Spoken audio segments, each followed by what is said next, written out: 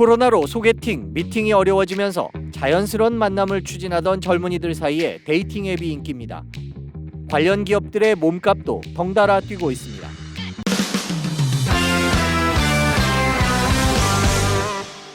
네, 오늘은 이른바 코로나 학번들이 열광하고 있다는 데이팅 앱에 관한 얘기 해보도록 하겠습니다. 경제부 김혜민 기자 나와 있습니다. 안녕하세요. 네, 안녕하세요. 이 데이팅 앱이라는 게 네. 이제 흔히 들으시면 연결해주는 그런 앱 정도 이렇게 생각하시는데 네, 그런 건 아니죠. 최근에 제가 알기로도 미국에서 네. 이제 관련된 회사들이 상장이 돼서 뭐 엄청 오르기도 했고, 그다음에 작년에는 국민연금이 데이팅 앱 회사에 네. 투자했다 그래갖고 화제가 되기도 했었는데, 그렇죠. 이게 확실히 음.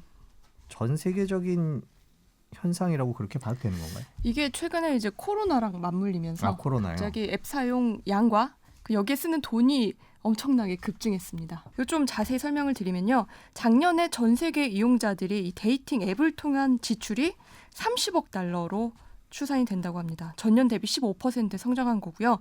이거 한국 돈으로 따지면 3조 3,717억 원입니다. 그렇게 많이 쓰는군요. 와, 실제로? 저도 이번에 조사하면서 처음 알았어요. 비교적 일찍 미국 같은 곳이 이 데이팅 앱 문화가 자리 잡았잖아요. 이곳은 이제 소셜 데이팅 시장 규모가 연간 4조 원으로 추정이 되고요. 또 미국은 이미 성인의 한 30%가 이 데이팅 앱이나 웹사이트를 통해서 만남을 갖고 있는 걸로 조사가 됐다고 합니다. 근데 이걸 30세 이하로 낮추면 이 젊은 층은 50%까지, 그러니까 절반이 이미 이 앱을 통해서 사람들을 만나고 있다고 합니다. 그게 문화적 차이인가요? 우리가 이제 데이팅 앱이라는 거에 익숙치 않은 세대 분들도 있으니까 대표적인 게 뭐가 있는 거죠? 우선 이제 한국 데이팅 앱은 외국이랑 달라서 이제 토종 어플이 되게 인기가 많습니다. 근데 미리 말씀드릴 거는 제가 경험을 해서 잘하는 건 아니고요. 네, 공부를 열심히 했으니까. 잠깐만요. 네. 우선 전 세계적으로 가장 유명한 건 틴더인데요. 틴더. 네. 근데 우리나라는 사실 이 틴더를 많이 하지는 않아요. 몇 년 전에 가장 선풍적인 인기를 끌었던 건 아만다라는 어플인데요.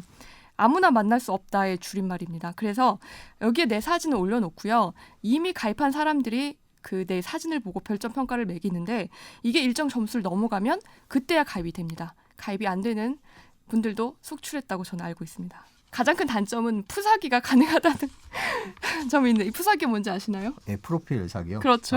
네. 네. 그래서 그 뒤에 나온 게 스카이피플이라는 어플인데요. 이건 네? 이름이 스카이피플이요? 네, 맞아요. 이 약간 스카이가 스카이캐슬. 맞아요. 네, 약간 그 냄새가 나는 네, 제목이네. 서울 연고대 중심으로 학교와 직장을 인증하는 앱인데요. 이게 최초로 인증하는 앱이었다고 합니다.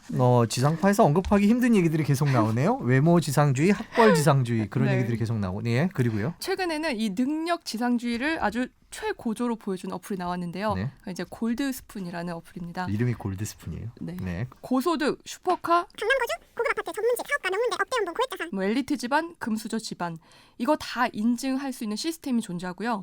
관련 서류를 제출해야 인증이 가능합니다. 이 시스템이 생각보다 되게 체계적이에요.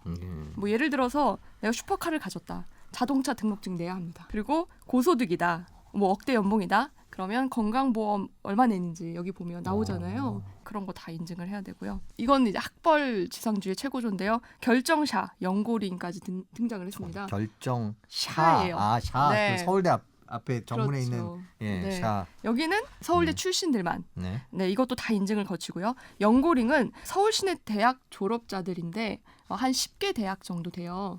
여기 나온 졸업생들끼리만 만날 수 있는 어플입니다. 좀 건전한 건 없나요? 있습니다. 네, 그걸 기다렸어요. 네. 반면에 이 성격과 가치관을 중시하는 어플도 있는데요. 성격과 가치관을 어떻게 평가합니까? 튤립이라는 어플이 있어요. 네, 튤립이요. 이것도 굉장히 지금 매출이 높은 상황인데요. 네. 이거는 가입할 때 설문에 대답을 해야 되는데요. 이 목록이 굉장히 많습니다. 거의 뭐 100가지가 넘어요. 자기랑 비슷한 대답을 한 그 이성을 연결해주는 어플입니다. 쉽게 말하면 MBTI가 비슷한 사람 연결해주는 그런 식이죠.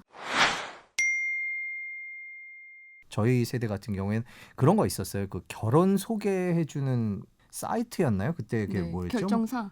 그걸 결정사라 네, 그러나요? 네. 네, 결혼정보회사 결정사. 저희는 그러면 이제 프로필을 적어내고 조건을 그쪽에서 분석을 해서 해주고. 그러니까 이런 것들은 네. 이름이 데이팅 앱인데 결혼을 전제로 하는 건가요? 아니면 그냥 만남을 하는 건가요? 뭐 네. 어떤 결정사랑 좀 비교를 해보면 결정사는 사실 수백만 원 내고 가거든요. 그렇죠. 결혼정보회사는 네. 가입비가 비쌌던 그렇죠. 걸로 기억합니다. 네, 예. 돈을 꽤 많이 내야 합니다. 대형 그 결정사라도 뭐 재직하는 회사나 학교까지는 증명 서류를 요구하지만 이 재산 관계까지는 증명을 하지 않아도 되거든요. 골드스푼 같은 경우는 내가 자산가라는 증명을 하려면 다 그 제출을 해야 돼요. 부동산 등기라든지 뭐 이런 것도.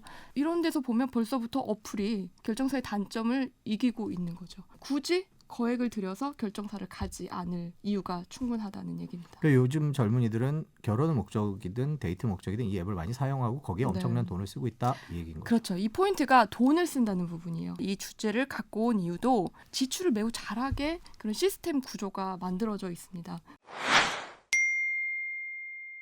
저희가 이제 이렇게 지금까지 이걸 살펴본 이유는 데이팅 앱이라는 게 이제 미국 시장도 그렇고 국내 시장도 그렇고 워낙 관심을 끌고 있어서 이게 어떤 데인지를 먼저 알고 어떤 식으로 돈을 버는지도 좀 살펴보려고 지금까지 말씀을 드렸습니다. 작년에 국민연금 얘기를 제가 아까 처음에 했는데 국민연금이 세계 최대 데이팅 앱을 보유한 이름이 이제 매치그룹이죠. 매치그룹을 포트폴리오에 담아서 이제 그때 기사 제목이 저는 아직도 생각나는데 국민연금이 데이팅 앱 회사에 투자했다. 국민연금이 이제 저희 노후와 관련된 거라서 아무데나 투자하지 않을 것으로 믿고 있는데 네. 그만큼 유망한 종목이다 이렇게 보고 있는 건가요? 그러니까 보수적인 투자를 하는 국민연금도 투자를 했다 이런 부분에서 좀 이슈가 됐죠. 틴더 전 세계적으로 가장 많이 사용하는 데이팅 앱을 갖고 있는 그룹입니다.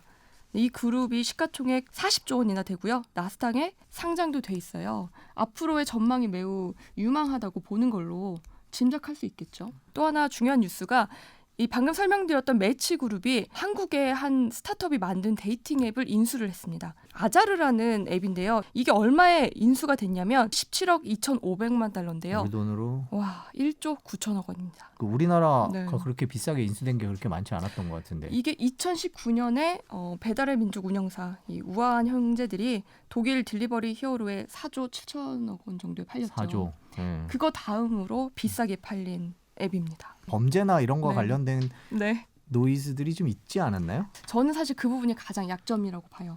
최근에도 범죄에 이용된 경우가 꽤 있었고요. 대구지검의 부장검사가 데이팅 앱으로 여자를 만나서 성추행을 했다 이런 기사도 나왔습니다. 그래서 뭐 이런 게 소문이 나면 사실 이 사업은 잘 되기가 쉽지가 않아요. 그런 부분이 가장 큰 약점인데 투자 대상으로서는 여전히 위험한 것 같아요. 투자를 하셨나요? 큰 사업 규모를 가진 업체가 나오진 않았고 우리나라 같은 경우는요. 그렇죠. 예.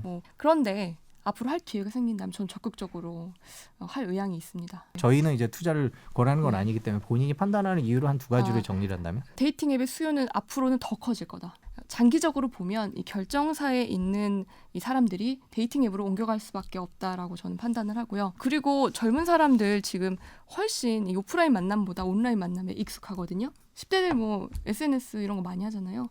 거기 연장선상으로 데이팅 앱도 자연스럽게 이쪽으로 흘러 들어가지 않을까 싶습니다. 이 데이팅 앱이라는 걸 경제적인 측면에서 보기는 기성세대들은 어려운 점이 확실히 있어 보입니다. 젊은 세대들이 하는 틱톡에 대해서 공부하듯이 데이팅 앱이라는 것이 선풍적인 인기를 끌고 있으면 세계적으로 투자의 대상이 되고 있다라는 말씀을 드리기 위해서 오늘 얘기를 들어봤습니다. 월스트리트 여기까지 하겠습니다. 시청해 주셔서 고맙습니다.